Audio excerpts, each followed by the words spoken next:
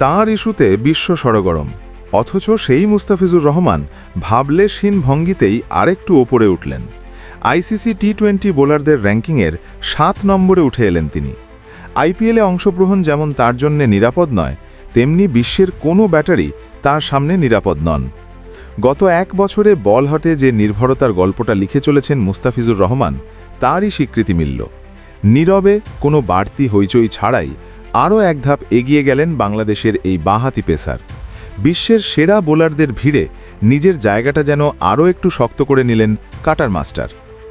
আগেই ছিলেন সেরা 10-এর নিয়মিত সদস্য, এবার 8ম থেকে উঠে এলেন 7ম স্থানে। নতুন র্যাঙ্কিংয়ে মুস্তাফিজের পয়েন্ট এখন 665। সংখ্যাটা যতটা না গুরুত্বপূর্ণ, তার চেয়ে বেশি তাৎপর্যপূর্ণ এই জায়গায় টিকে থাকার ধারাবাহিকতা। ফিজের বোলিং মানেই এখনও প্রতিপক্ষ ব্যাটসম্যানদের জন্য অস্বস্তি, বিশেষ করে টি-20-র ছোট ফরম্যাটে। শীর্ষ 10-এ অবশ্য শুধু মুস্তাফিজ নন, আরও কয়েকজন বোলারের অবস্থানেও এসেছে চোখে পড়ার মতো পরিবর্তন। সবচেয়ে বড় লাফ দিয়েছেন আফগানিস্তানের অফ স্পিনার মুজিবুর রহমান। এক ঝটকায় 5 ধাপ এগিয়ে উঠে এসেছেন 9ম স্থানে। তার ঝুলিতে এখন 656 রেটিং পয়েন্ট।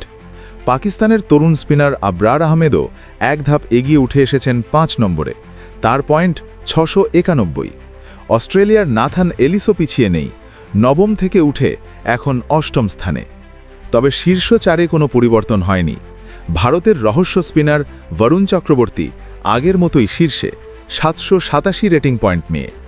তিনি এখনও 1 নম্বর। তার ঠিক পেছনেই আফগানিস্তানের তারকা লেগ স্পিনার রশিদ খান, যার পয়েন্ট 737।